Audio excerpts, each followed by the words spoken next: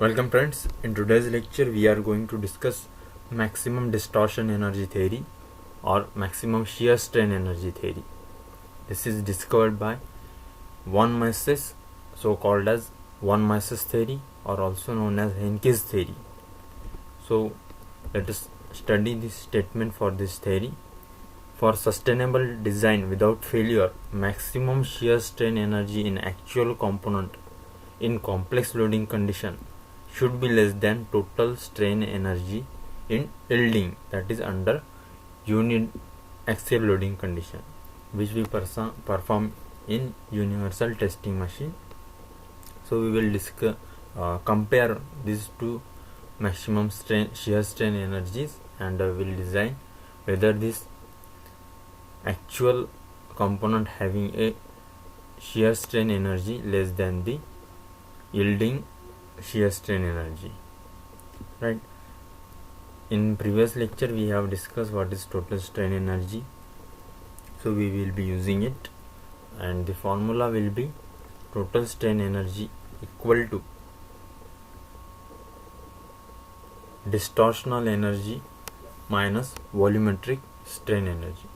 Actually I will be calling it only strain energy, and in case if I am not calling it as strain energy per unit volume, you understand it is actually strain energy per unit volume, but I will be calling and writing like this only in coming slides.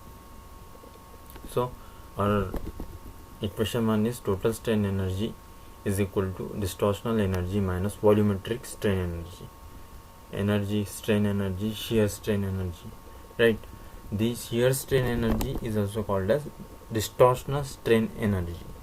If I am calling it distortional strain energy, so you may consider it as you should consider it as a shear strain energy, right?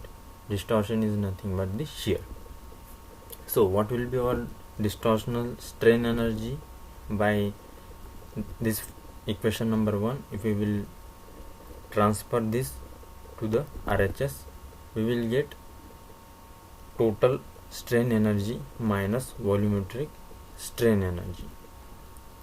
Distortional energy or distortional strain energy will be equal to total strain energy minus volumetric strain energy, and we have already discussed total strain energy and also written the formula in previous lecture. You can go through it and see our previous lecture. For your information, I will show it in slide number 7. I have written it for you. Here it is.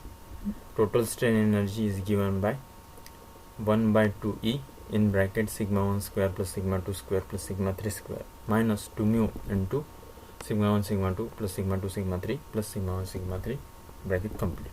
This is the total strain energy. You can see here total strain energy in terms of sigma 1 to sigma 2 sigma 3, that is the principal stresses. Sigma 1 and sigma 2 and sigma 3 are the principal stresses. So coming back to our equation number 1, we have this value, total strain energy. For finding distortional strain energy, we will also need volumetric strain energy. So we will also find a volumetric strain energy in terms of again principal stresses, that is sigma 1, sigma 2, sigma 3. So we will consider a condition like this. Before that, I will give you a formula for volumetric strain energy. It is actually half into stress into strain. How we have written it? We have written it from our stress strain curve. You know that this is, let us say this is the stress strain curve, and this much area will be assumed as strain energy. So base into height, half into base into height will be the area of this triangle, right? On this y-axis there is stress and on the x-axis there is strain. So half into stress into strain will be the strain energy. Similarly, if we are talking about the volumetric strain, we will put a suffix V in front of this stress and strain. So half into stress into strain.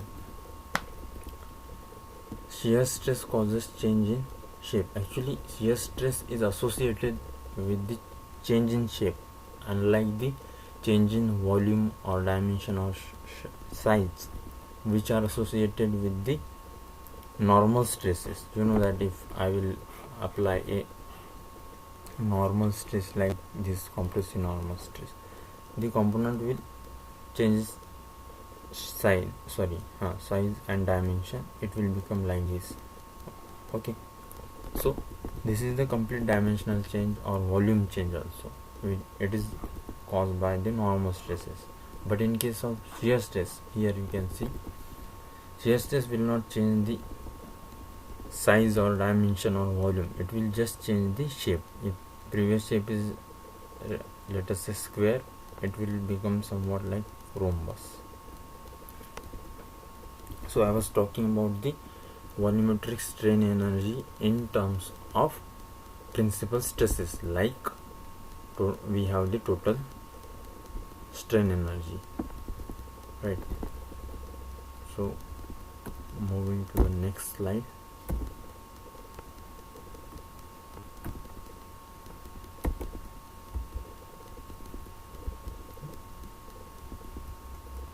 From this figure you can see, if these are the complex loading condition and this is the complex loading condition, and these are the different stresses: normal stress, shear stress. Alright, by this formula we will find the normal principal stresses. Principal stresses are nothing but the normal stresses. But from this formula you can see that there is a shear stress and normal stresses present in this formula. That means the principal stress is associated with shape change, that is distortion. That means from here we can get distortion energy in terms of principal stress, which we have already used, and I have already shown to you the equation for strain energy in terms of principal stresses. Here it is. So, and it also have the normal stresses sigma x and sigma y. That means principal stress is also associated with the volume change. So volumetric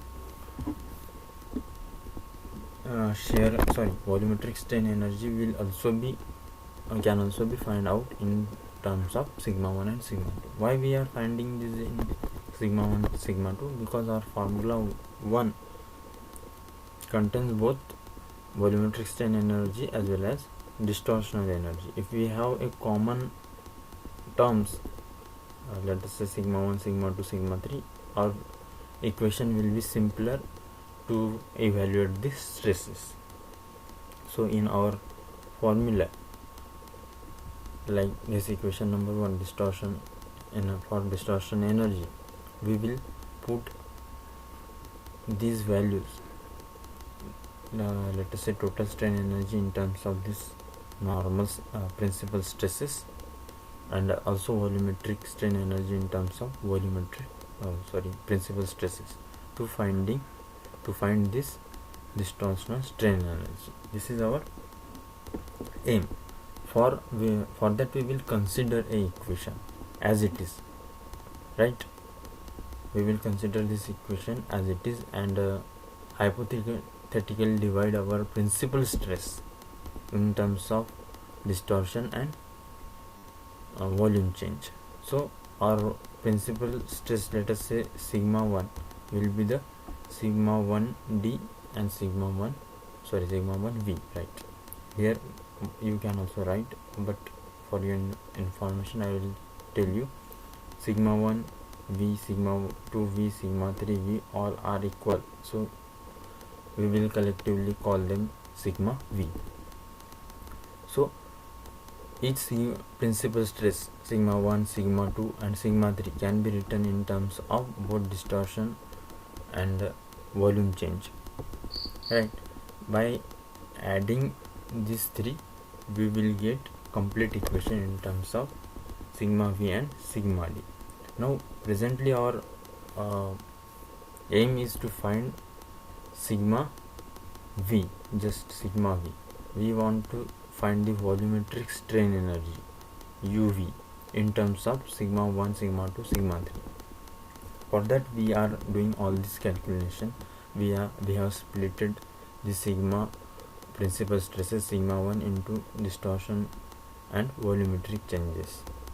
So we will put the values.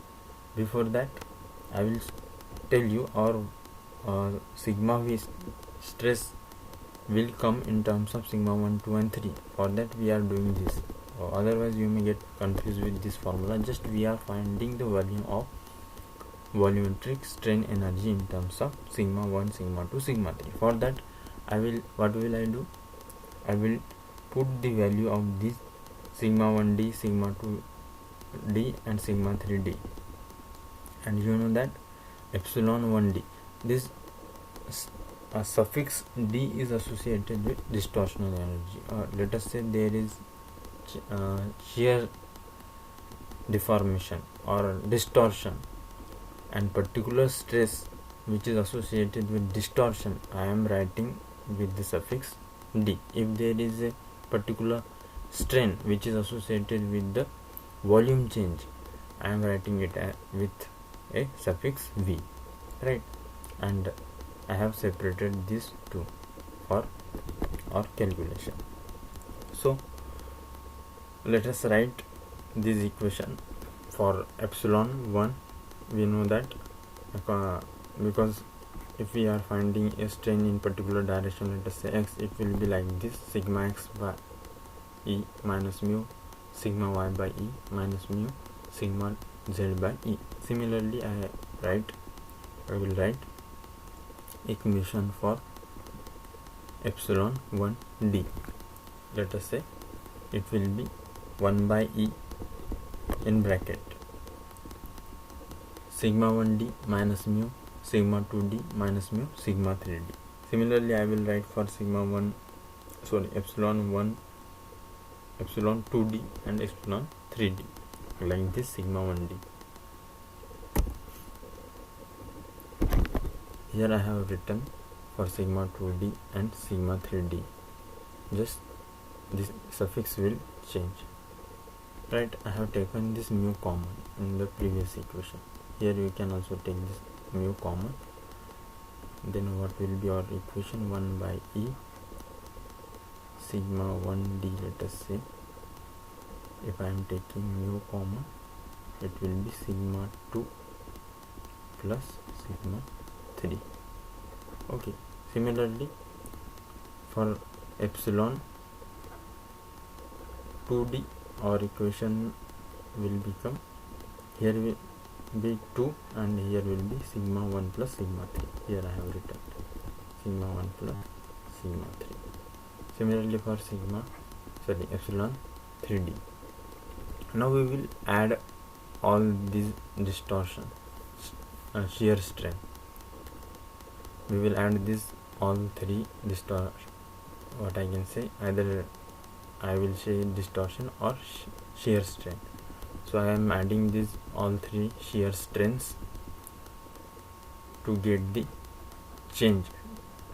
You know that epsilon v equal to sigma 1d plus sigma 2d plus sigma 3d, and we have already written the equations for epsilon 1d, epsilon 2d and epsilon 3d in terms of sigma 1, sigma 2, sigma 3. So by putting those values here, I am getting this equation: epsilon v equal to sigma 1d plus sigma 2d plus sigma 3d divided by e whole into 1 minus 2 mu. But I have already told you, if there is a change in volume, that will be only because of principal stress and not due to the shear stress or distortion.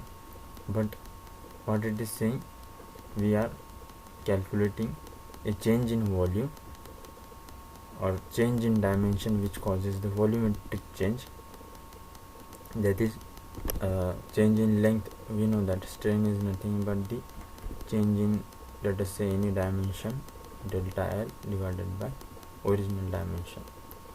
So if it is causing a volume change, then it will be volumetric strain, and you know that volumetric strain is only possible because of principles or normal stresses. Either it will be principal or any normal stress, but here it is saying that due to distortion or shear strain there is a volume change, and that volume change will not be possible. That means it will be zero. There will be no change in volume due to distortion, that is shear, right?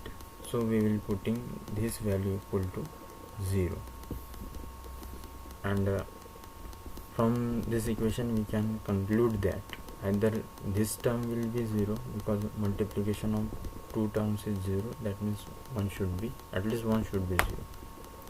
This cannot be, this term cannot be 0 because you know that mu value ranges from 0.25 to 0.33. Let us say if even it is a 0.25, then 0.25 into 2, let us say this is coming 1 minus 0.5, right, divided by E is there already,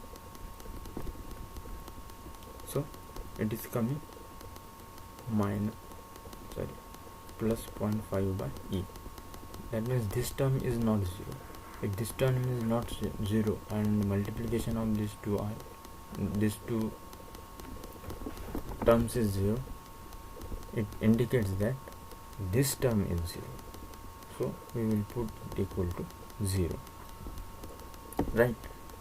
Once this is 0, then we will use this value in our forthcoming equation.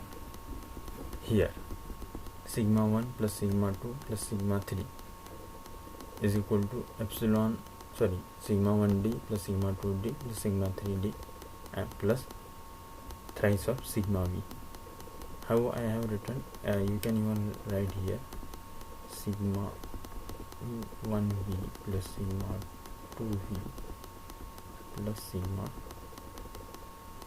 3v. All these are equal. I have already told you sigma 1, sigma 2v and sigma 3v is equal to sigma v. So sigma v plus sigma v 3 times, that's why 3.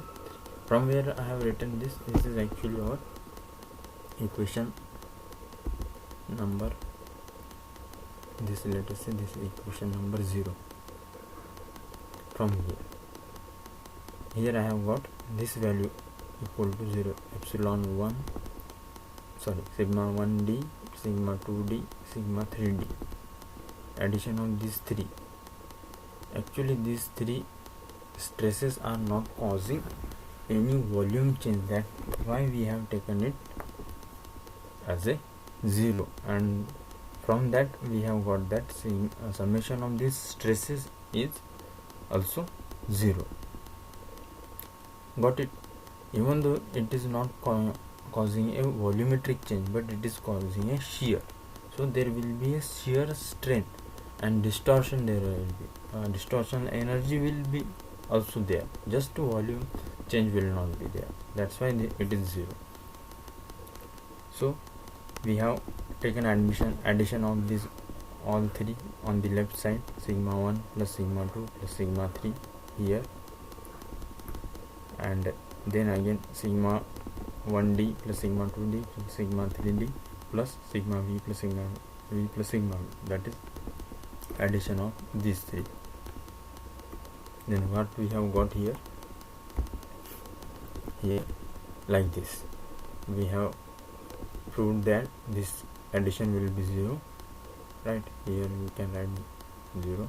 So finally we have got sigma v in terms of sigma 1 plus sigma 2 plus sigma 3, that is the principal stresses, similar to our total strain energy. Now we will put this value of sigma v into our volumetric strain energy.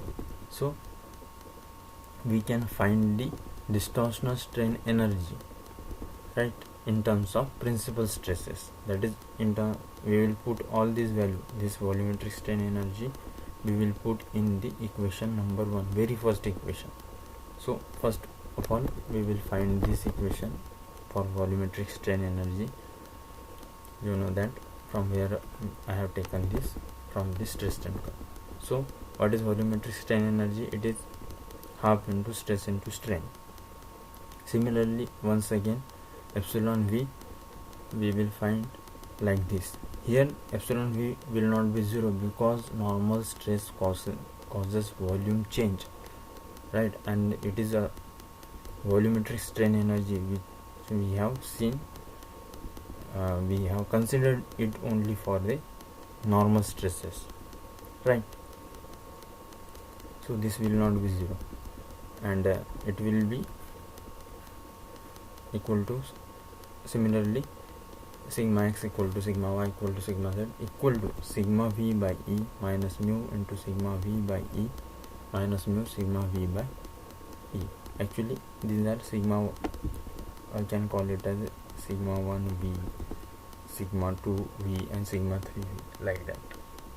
So equation for epsilon x, epsilon y and epsilon z will be equal because these three are equal,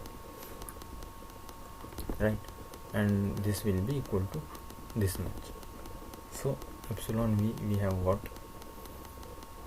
epsilon v is nothing but the addition of all these epsilon, all the strains in direction x, y and z, that will be total strain, and it is causing volume change. This will not be 0 because we are talking about now normal stresses causing volume change. So we have got, it is thrice the sigma x or thrice the sigma y, sorry, thrice the sigma, sorry, not sigma, thrice the epsilon x or thrice the epsilon y or thrice the epsilon z. So just put this value here in place of epsilon v, and already we have got the value for sigma v. We will get the volumetric strain energy. Here we have got the equation for volumetric strain energy in terms of sigma 1, 2, 3, that is normal stresses. This is the final equation for the volumetric strain energy. Just we have to put this in equation number 1, and equation for the total strain energy we have considered or studied in previous lecture. You can see how this came like this in terms of principal stresses sigma 1, sigma 2 and sigma 3. Just we have to put this equation 2 and 3 in equation number 1. What will be our final result? That is distortional strain energy will be equal to equation number 3 minus 2, that is total strain energy minus volumetric strain energy. So let us put the value, and you will get the equation like this: 1 plus mu divided by 3e in bracket sigma 1 square plus sigma 2 square plus sigma 3 square minus sigma 1 sigma 2 minus sigma 2 sigma 3 minus sigma 1 sigma 3. So for simplicity we will convert or multiply it by 2 divided by 2 to get like this equation like this in terms of sigma 1 minus sigma 2. After solving you will get distortional strain energy or shear strain energy like this. So just in case of this 1 by 1 plus mu divided by 6e, we will put this value 1 by 12g. From where we have taken this, you know that E is equal to 2g 1 plus mu, right? So 1 plus mu by E will be 1 by 2g. Mu is the Poisson's ratio. By multiplying here by 6 on both sides, right? We will get 1 by 12g in case of, instead of 1 plus mu divided by 6a. So we have put this value in place of 1 plus mu by 6a, and this is the final value for distortional strain energy or shear strain energy in 3-dimensional object. So if we will write it in 2-dimensional case, the distortional energy will be 1 by 12g sigma 1 minus sigma 2 square, sigma 2 plus sigma 2 square, because this will become 0, and here again, sorry, this will become 0. So what will be left? Sigma 2 square plus sigma 1 square. So this was about the finding. We have just find out the distortional strain energy in terms of principal stresses. Now our main theory or statement we will remember. Statement says that the strain energy in actual component should be total strain energy. Actually I am talking about total strain energy or distortional energy, or sorry, not total strain energy, shear strain energy. Shear strain energy or distortion strain energy should be less than the distortional strain energy in uniaxial loading condition. For simplicity I will write here, distortional strain energy in actual component should be less than distortional strain energy in yielding. Okay, so we have got the equation for this actual distortion energy or shear strain energy. Just we will find for distortion strain energy in case of yielding. So this is the standard specimen. In UTM we apply tensile force in uniaxial direction, that is only in one direction, and there will be no shear stress. So we can consider this plane as a principal plane. If we are considering it a principal plane, then this will become sigma 1, and there are no sigma 2 and sigma 3, so we will put them 0. So in our equation for actual distortion strain energy, we will just put value of sigma 1 to get the distortional energy in case of yielding. Here we are putting this value of sigma 1. So you know that actually I have written this equation for 3D. You can even write it for only 2D. So finally what we are getting, 2 times the sigma 1 square. Here in case of uniaxial loading condition, this will also become 0, because there is only a stress in one direction, no sigma y or sigma z are there, right? That was sigma 2 and sigma 3 and sigma 1 all will become 0. Just a minute.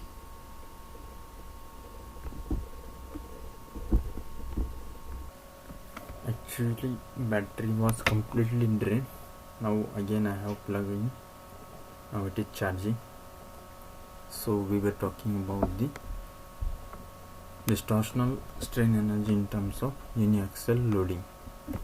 Here we have got the equation for the same.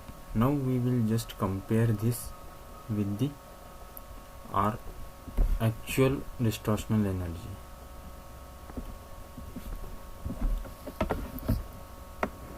Now what was our actual distortional energy? Actually this was the equation in terms of 3D. Just in terms of 2D we will write and compare with this value, right?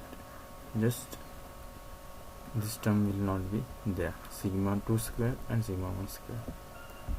See here, 1 by 12g sigma 2 square plus sigma 1 square, and first term is as it is, so it should be less than SYT square by 6g.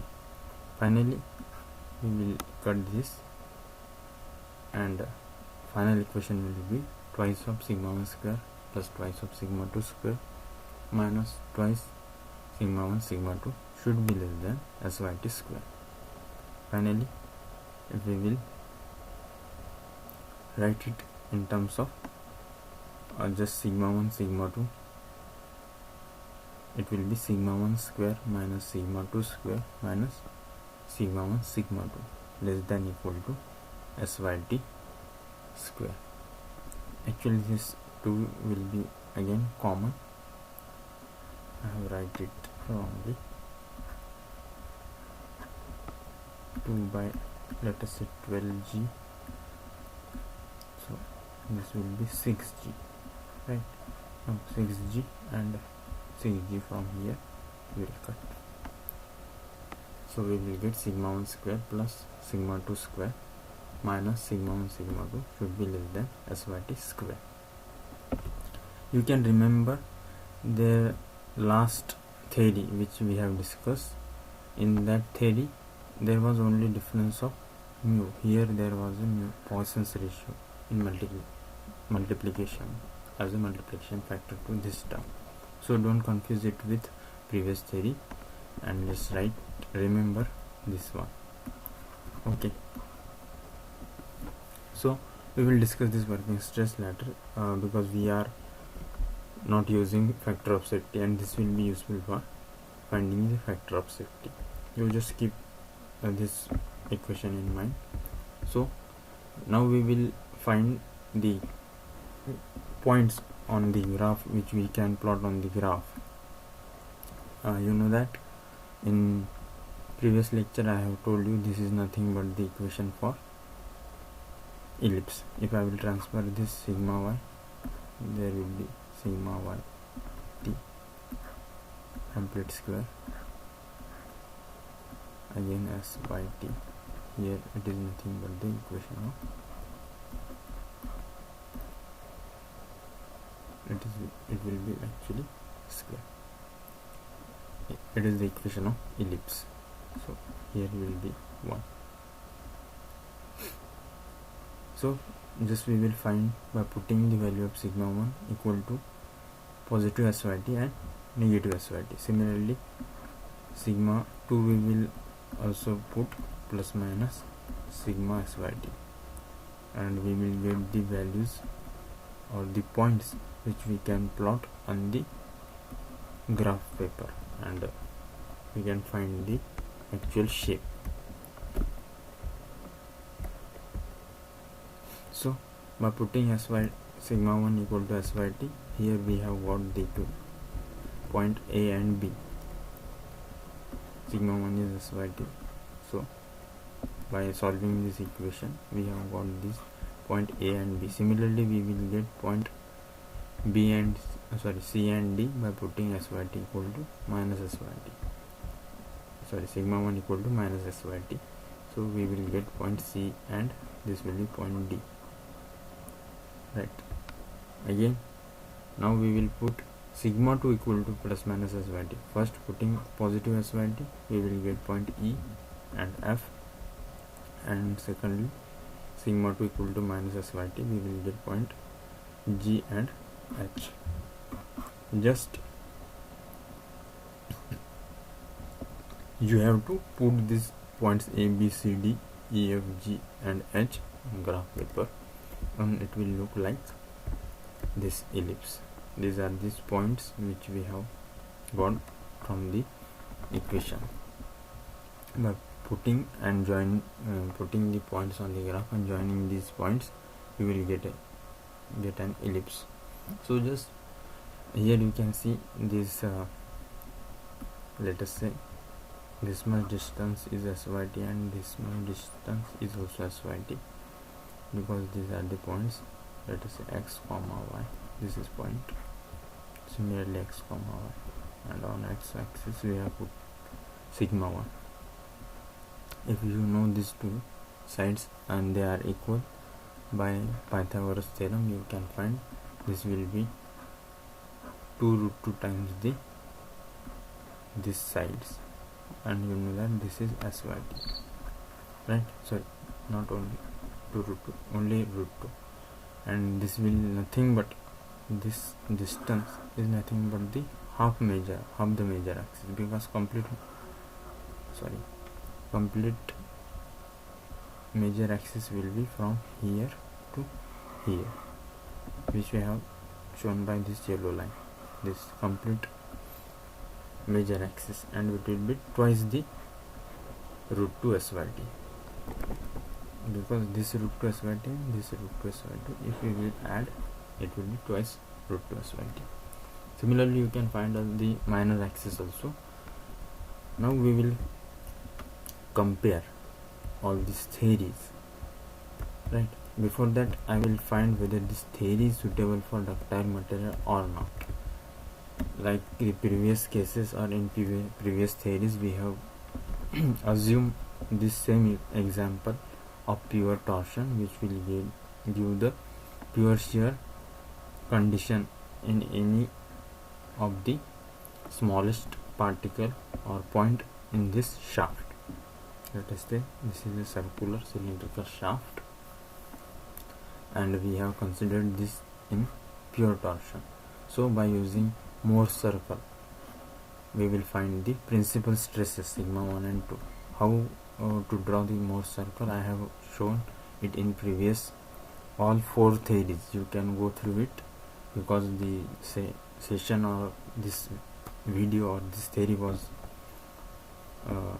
going so lengthy, so I have skipped that portion. You can check in previous lecture. You will get principal stress sigma 1 equal to tau and sigma 2 equal to minus tau. Like this you will get the equation. This will be the radius equal to tau. Here will be sigma 1 value from here to here, and here to here sigma 2. That will nothing but, as all these are tau, this will also will be equal to minus tau. This one is sigma 1 equal to tau. So putting this into our equation, which we have found out, sigma 1, putting the values of sigma 1 and 2 as equal to tau. So finally we will get tau should be less than equal to SYT by root 3. SYT by root 3. Alright. So mathematically, by solving, you will get tau should be less than 0.57 times of SYT. You will find that this value is exactly same which we get by experimental results or experimental value. So we can say that this value is accurate, very accurate, because according to the experimental results, tau max or maximum shear stress should be less than 0.57 times the SYT or the yield strength. It may be you can write SYT here. So this theory is very accurate for static loading condition in case of ductile materials. Now we will discuss or compare all 3 previous cases in which, whether if it is a ductile material or brittle material, which theory we should apply or use for designing, and what is the priority which we can use. Here you can see if the material is ductile. Very recently we have seen distortional energy theory or strain energy theory, shear strain energy theory, you can also call it, or distortion energy theory or one masses theory, is perfect or accurate, which will give accurate result. And even though you can use a guess theory or Tresca's theory, but you know that in this theory is very safe, or I can say over safe. It is also called as over safe.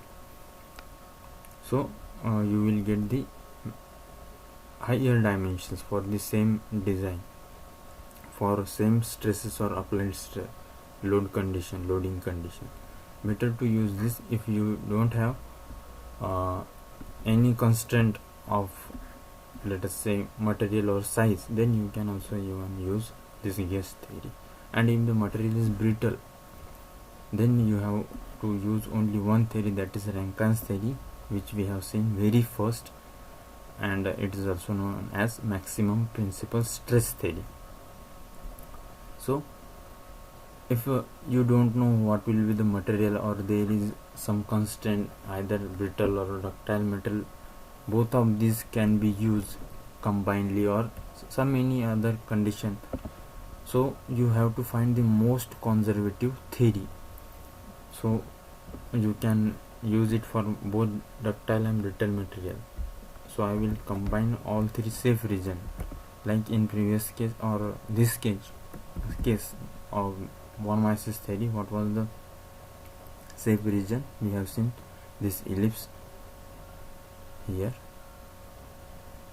This was the safe region inside part. This complete was the safe region, right? Now I will compare it with the Tresca's theories and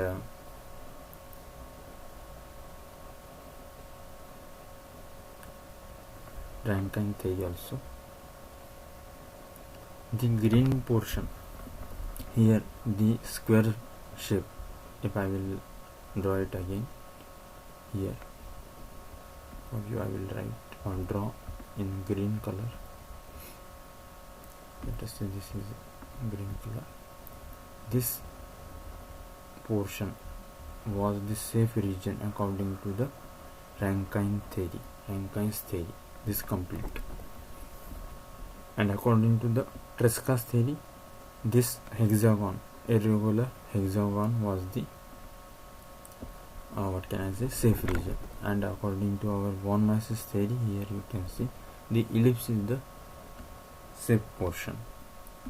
Now you can see this hexagon is the subset of these two, ellipse as well as this square. So this is the common portion for all three theories.